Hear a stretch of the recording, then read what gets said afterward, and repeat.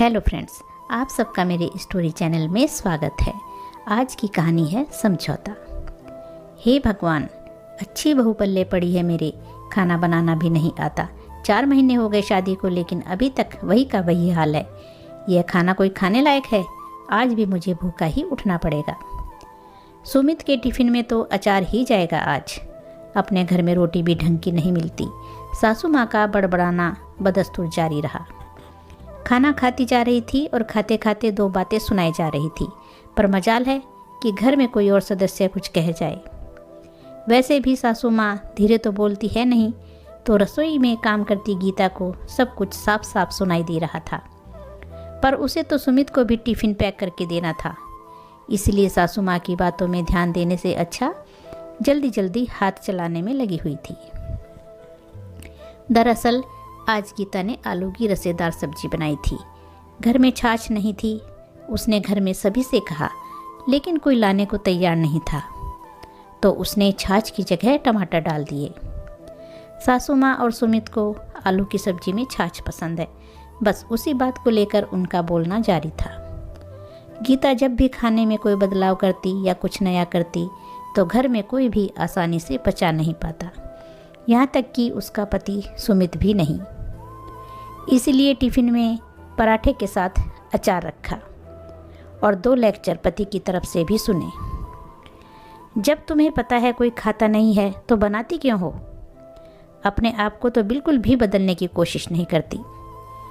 गीता ने चुप रहना ही ठीक समझा।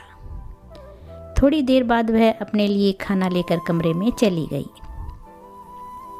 और खाना खाने बैठी थी कि सासू माँ ने बाहर से ताना मारा, अपना ही पेट भरो, बाकी सबको तो भूखा मारो। गीता का जी तो चाहा खाना छोड़कर उठ खड़ी हो जाए, पर अन्न का अनादर नहीं करते। यही सोचकर जैसे तैसे 2 पराठे खाए और अपने काम पर लग गई।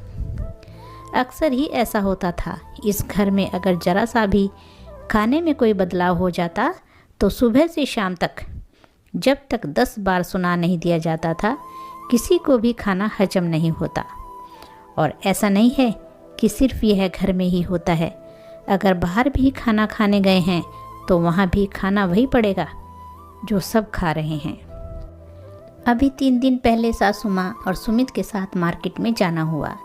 आते समय रास्ते में चाट पकौड़ी खाने की इच्छा हुई, तो सासू माँ और सुमित ने अपने लिए छोले टिकिया ऑर्डर किए, जबकि गीता की डोसा सांभर खाने की इच्छा हुई। लेकिन सुमित छोले टिकिया ही लेकर आया। मैंने बोला, सुमित जी, मेरी यह खाने की इच्छा नहीं है, मुझे तो डोसा सांभर खाना था। अरे भला वह भी कोई खाने की चीज़ है, इसे खाकर देखो, बहुत टेस्टी है। हाँ, मैं मानती हूँ टेस्टी है, पर मेरी इच्छा अब तुम्हारे लिए अलग से क्या लेकर आता? पर दोनों की कीमत तो बराबर ही है। देखो बहू, बात पैसों की नहीं है। जो सब लोग खा रहे हैं वही तुम्हें खाना पड़ेगा। अब की बार सासू माँ ने कहा तो गीता कुछ भी नहीं कह पाई। गीता का जी भर आया, पर चुपचाप छोले टिकिया खाए और सबके साथ घर रवाना हो गई। आज शाम को ननंद के होने वाले सास ससुर आ रहे थे, तो घर में छोले भटूरे बन रहे थे। गीता को छोले ग्रेवी वाले पसंद थे, जबकि सभी को छोले रसेदार पसंद हैं। गीता जब छोले बनाने लगी तो उसने ग्रेवी के साथ 1 कटोरी छोले निकाल लिए और बाद में पानी डालकर उसे रसेदार कर दिया। जब सासू माँ ने उस कटोरी वाले छोले को देखा तो उन्होंने उसी बात को लेकर हंगामा कर दिया। बहू, यह 1 कटोरी छोले अलग क्यों निकाल कर रखे हैं?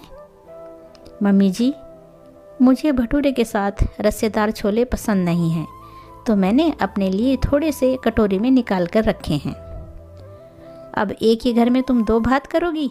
क्या कमी है रसेदार छोले में जो तुम इस तरह हरकत कर रही हो?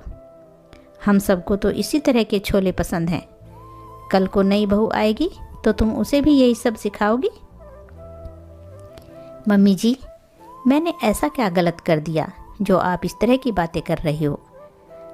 मुझे जवाब देती हो तुम? सुमित, अभी के अभी किचन में आओ, मुझे तुमसे बात करनी है। माँ की तेज आवाज़ सुनकर सुमित रसोई में आ गया और उसके साथ साथ घर के दूसरे सदस्य भी आ गए। सासू माँ ने छोले की कटोरी सुमित की तरफ करते हुए कहा, देखो तुम्हारी पत्नी को, अपने लिए अलग से छोले निकाल कर रखे हैं। पता नहीं और क्या क्या हरकतें कर रही है हमारे घर में। सुमित ने गुस्से से गीता की तरफ देखा। गीता, क्या है यह सब? तुम इस तरह की हरकतें क्यों कर रही हो? सुमित जी, मुझे रस्सेदार छोले नहीं भाते, इसीलिए मैंने अपने लिए सिर्फ एक कटोरी छोले निकाल कर अलग रखे हैं। तो जो सबके लिए बनता है तू वह नहीं खा सकती? यार, थोड़ा तो बदलाव करो अपने में।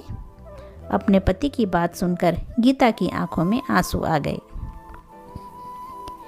बदलते बदलते इतना बदल गई कि कहाँ खो गई पता ही नहीं चला। आप सब लोग एक दिन भी अपने खाने के स्वाद में बदलाव नहीं कर पाते, तो सोचो बचपन से लेकर अब तक मैंने जो स्वाद मुंह पर रखा है उसको कैसे बदल दूं।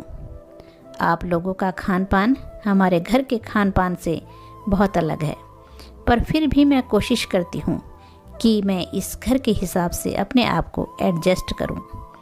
पर नहीं, एडजस्ट तो सिर्फ बहू को करना है, घर के लोगों को नहीं। जो आप लोग चाहो वही मैं खाऊं, यह क्या बात हुई? मैंने कौन सा अलग से खर्चा करके कुछ और बनाया है? जो बन रहा था उसी में से एक कटोरी निकाल कर अलग रखा था। 100 दिन में अगर एक दिन मैंने अपनी मर्जी का खा लिया तो क्या फ़र्क पड़ गया? हमेशा से तो आप लोगों की मर्जी के अनुसार ही खाती हूँ। जब देखो तब जो सब खाते हैं वही तुम खाओ। तो कभी आप लोग भी तो मेरी मर्जी का कुछ खा लिया करो। आखिर मैं भी तो इसी घर की सदस्य हूँ ना। आप लोग भी तो अपने अनुसार जब टेस्ट बदलना चाहते हो तो बाहर खा लेते हो। अब बहू तो अकेली बाहर भी नहीं जा सकती, तो भला टेस्ट कैसे बदले?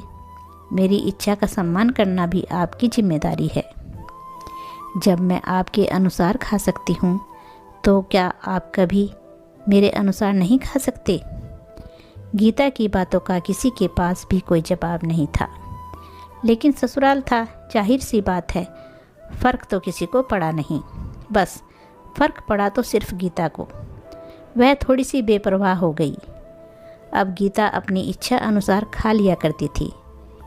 जिसको चिल्लाना हो चिल्लाते रहो, आखिर रहना तो उसी घर में है। कब तक मन मार कर रहेगी? शुरू शुरू में तो हंगामा हुआ, लेकिन जब देखा कि गीता पर कोई असर नहीं हो रहा है तो सब धीरे धीरे अपने आप ही चुप हो गए। तो दोस्तों, कहानी अच्छी लगी है तो लाइक और शेयर ज़रूर कीजिए, और चैनल पर पहली बार आए हैं तो चैनल को सब्सक्राइब कीजिए। धन्यवाद दोस्तों।